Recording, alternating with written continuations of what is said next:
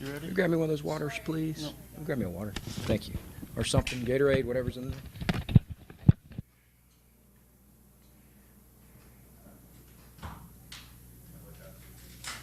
Thank you.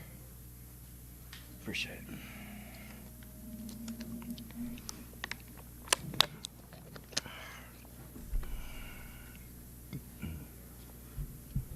You ready? We'll go into an opening statement and into questions for Coach. Yeah, just really proud of the guys. Cool to see that locker room excited. They fought their tails off. They've stuck to the plan. They've practiced really hard, and we've got some tough breaks this year, and things hadn't quite gone our way in the last few weeks. But we knew it was going to be a tough schedule, and this team has never doubted their care, and that's one of our core values. We want to care about this jersey, care about being in that locker room and taking pride in playing here. And today's college football is hard to do. You just saw a team, in my opinion, that has lost that on the other side that we just beat. So testament to our culture, testament to our coaches, our seniors, really proud for them. And it felt good to be in a happy locker room and seeing those guys with smiles on their face dancing around. So the rushing yards were key. If you'd have told me we rushed for 283, I'd have called you crazy. That's a good defensive front. They got some good players. They're long. It's probably the biggest team we've played on both sides. And I was really just proud of our lines of scrimmage more than anything. Dom ran well. I thought Baylor managed the game really well. 44 yards rushing. I don't think he took a sack. And he was very, very complimentary of the O-line, and he helped them out a lot. Throwing the ball away, using his legs. I know he only threw it 19 times, but we can win with that kid. And see Donnell make a catch and Josh Smith. There was a lot of good stuff in that game. Defense played great for about 3.5 quarters. They put the true freshman quarterback in there late, and they got a couple touchdowns. But 31-14, take it all day long. Really proud of the group. Questions? As you mentioned, you were clearly a more engaged football team today. Mm-hmm. What do you think that says about kind of the culture and the progress given the last 5 games? Yeah, I mean, we're not into moral victories for sure, but that was a real victory, and it felt good. Justin texted me Saturday night late and said, hey, Oregon State's losing Sam Houston. This game's going to be about who wants to play more. And I challenged our guys with that Sunday morning when I got in the office. Challenged the staff, first of all. They heard it from me first. I said, I don't care what's happened in the last 6 weeks. We better be the most excited team to come out of that tunnel, both to start the game and at halftime. And challenge our strength staff, challenge our players. We had a good week of practice, and it started Sunday. They were focused. They were locked in. And we knew we didn't play our best down in Florida and got a couple breaks that didn't go our way and played a complete game today. No turnovers. Punted, 2 or 3 times and 3 times, which was good. The botched field goal was a bad snap by Aiden. That's really the biggest mistake we made all day. Other than that, we played a really clean game, and a lot of credit goes to our staff. Brody Foley had a big catch early in the game when y'all gotten behind the chains on a penalty, which jump-started a fast start. I guess how important was it to get a big play early and try to have something like that happen? Yeah, Ty Darlington, that was his. We pulled up some Oklahoma tape versus this defensive coordinator, and we caught something that they had run a few years ago with Kyler Murray, and it was a tight end slip off the counter play. And if you catch it versus a base defense, it's a really good play. We thought we'd get base right there in 2nd and 13. We got it. Baylor really baited the hook there nicely. And that was a big play. I thought it got us going. Brody had 7 catches, 95 yards, and a touchdown, and a rushing touchdown. So that was my ploy as the play caller, try to get him Offensive Player of the Week. But he's our best player right now, and good play callers find a way to get the ball to the best player. So we had a bunch of stuff in for him today. I thought the 3rd and 5, him scoring the touchdown there really put the game away. That was a kind of a new wrinkle off what we had done against Temple. So, credit goes to our staff. They did a great job, and Brody played awesome. As you mentioned, until the 4th quarter, and you did have some further guys in the depth chart in there on your defensive line. Mm-hmm. How did you feel defensively? You played. You were able to keep them from big plays and kind of retract some of the stuff that had happened badly for you guys the last 3 weeks. Yeah, that running backs rushed for 1,150 yards, and they had 35 carries, 69 yards rushing. That's less than 2 yards a carry. So Really proud of our defensive front. I thought we had a really good plan to fit the run and make the quarterbacks beat us. They've had quarterback issues all year. They've turned the ball over a lot. I don't think we forced a turnover, but forced a lot of punts. And, other than the last 2 drives on defense, I thought we played phenomenal. Is there anything that you didn't get done that you wish you would have gotten done? It leaves a little bit of bad taste in your mouth when you give up a couple scores, when you've shut them out all day. I really wanted to shut out. Had a couple breakdowns in coverage, and like you said, I had a couple young guys rushing the passer and couldn't get home. I do think their offensive line is pretty good. I think they got some good players. I really do. They're long. They get that linebacker can play anywhere in the country. He's really good. They've had some bad luck. They've had some bad turnovers on the year that have really cost them.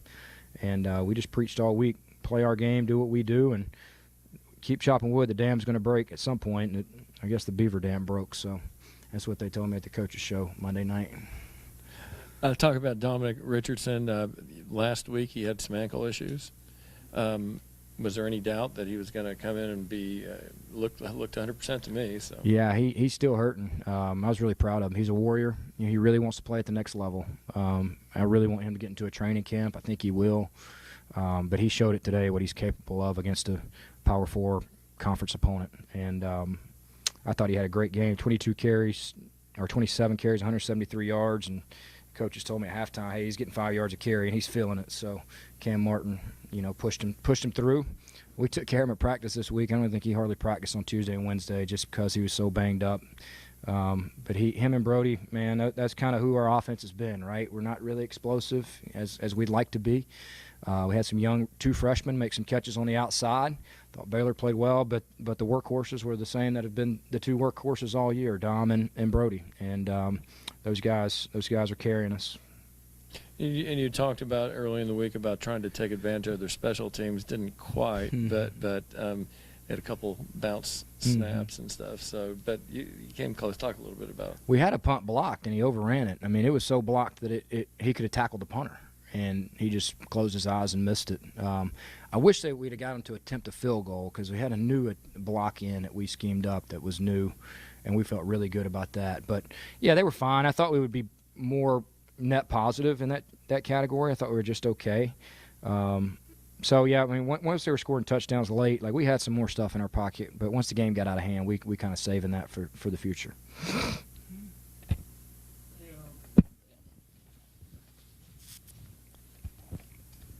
You kind of mentioned it, the guys buying in and not giving up at this point of the season. How do you do that when, especially some of the seniors that play big minutes don't have a bowl game in their future? How do you keep them locked in for a game like this where you want to continue building the program up? Well, a couple ways. Number one, everybody wants to be paid in today's college football, right? Whether you're on the field or off the field, like you're putting plays on tape that are earning you scholarship money and earning you NIL money. Like we motivate them with that, okay? And the seniors, they want to play in the NFL. You better go play great your last 3 games if you want a shot to get in a camp. So that was a motivating factor. But number two, man, we are so process oriented. Like we are so in love with Mondays and Tuesdays and Wednesdays and Thursdays and Fridays, and the results, they're going to come, and we had no question about it, and we got a good result today. But we're getting better. Like we didn't do anything today that was dumb. We didn't shoot ourselves in the foot, and that's progress for us, right? Like in the past, you can pick out about 5 or 6 plays in the game. You're like, man, that really hurt us. And it's just learning how to play cleaner football on Saturdays. I told the players this morning, like usually I do a nice team meeting and show other teams and stupid penalties and 2-minute situations. This morning I said, guys, I'm not showing any of that crap. This is your game. It's a player's game. It's Saturday. That's your day. The coaches had Monday through Friday. Cut it loose and go play. And I think they play with less anxiety. And we made some plays early that kept us in it and gave us a nice lead and a nice cushion where we could go pin our ears back. And then the last time you left this field, obviously the overtime loss, emotional right at the very end, to come back and win it this way, just describe the 2 emotions as you envision what this program can be moving forward. Yeah, I was really proud that we didn't just become super conservative out of the half. Like we called a trick play on the second play to Brody, and we wanted to come out with an attitude that we're not just going to run this thing out and try to play 4-minute offense in the second half. I thought it was important for us to get a couple explosives, and that first drive out of the half, I think, really killed their confidence and depleted them. I was really proud of that, and the guys were fighting. I mean, they're really fighting every day. there's going to be a lot more wins in our future. I have no question about it. The next thing we got to do is win a close one, right? We won the close one at Oklahoma State, but I can promise you next week's going to be close. Army, every game they play is a one-score game. So we got to go find a way to win one on the road. Kicking game's going to be huge in that game. Possessions are going to be huge. That's the coach in me. I'm already thinking about next week. But, we need to win a couple close games down the stretch and continue to build the foundation for next year and send these seniors out on the right note. But I'm proud of the way we played. There was not a whole lot, as the head coach, you're upset about in that game, and that's a credit to our players. You do have the 2 conference games left. How hungry are you as a staff and as players to go and finally get one, especially after a win like this? Yeah, I'm trying not to put too much emphasis on it. I think it's just more pressure and anxiety that doesn't need to be added to the equation. I really want us to fall in love with what we're doing on a daily basis and stay in the moment, stay in the process, and let the game happen on Tuesday, Wednesday, Thursday, Friday, and then just go cut it loose on Saturday. So if you'd have told me we'd have won 2 Power 4 wins this year and we were 3-7, I would have told you you're dead wrong. So proud of those 2 wins. Those are 2 quality programs with great resources, and that shows our potential, right? The 2 best games we played complete as a team, offense, defense, special team, was those 2 games. And, I'm going to try not to put anxiety on our players and extra pressure. Now, I may feel it a little bit, but I'm not going to let them know that. Also, I'll say that's a testament how good our conference is. It's a good conference. It's a good league, and this is about as good as it's ever been this year. So we're catching this thing at the right time, and I'm really excited about the last 2 games. I'm also really excited about next season. All right.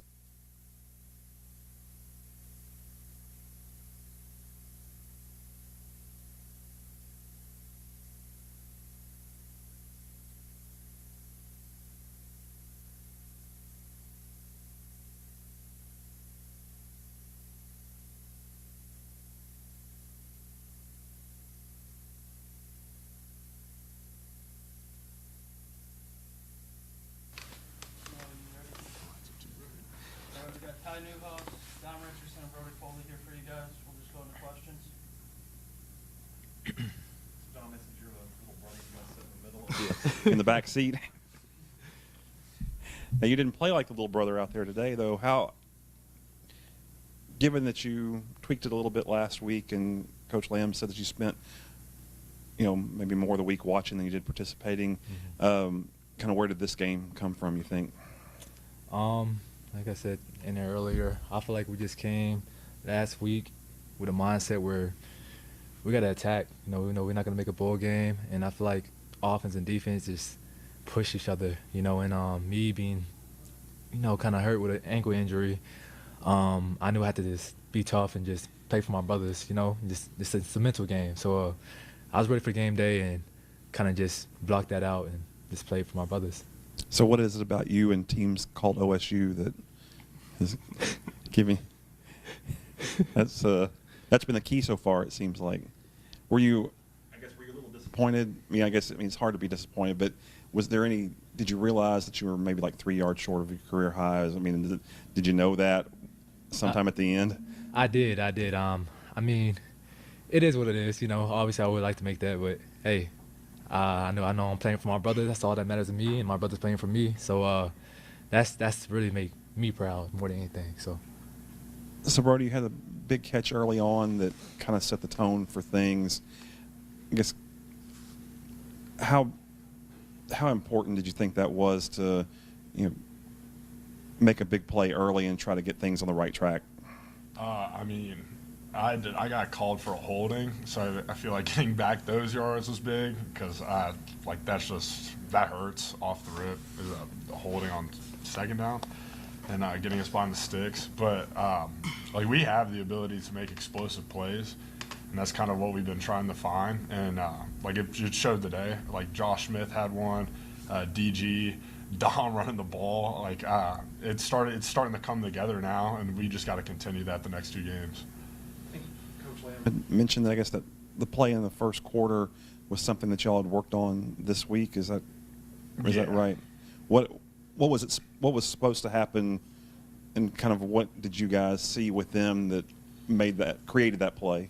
They had hard scraping backers, and once you just got to slip the guy you normally block on a GY counter, and once you slip that, there's going to be nobody there because everybody's going to carry with the receivers, and it was something we put in day one for these guys, and it hit in practice against our own defense, and so the whole staff was fired up about it and getting it called. So Ty, what did you see from these guys when you watched during the week, and how, I guess, excited were you to play it as well as you guys did for the first 3 quarters on defense? Well, first of all, we started watching film on Sunday, I think. I feel like we had a really great week of practice. I think we did a great job preparing for them. In the game, I feel like the most important thing is that we're all trying to play complementary football for each other, and I think this is one of those games where we're really able to put it together, again, for the majority of the game. The biggest thing has been consistency, and I think we really hit it this game. And along those lines, a guy who rushed for 1,000 yards basically didn't do anything in the game. So talk about the satisfaction of that.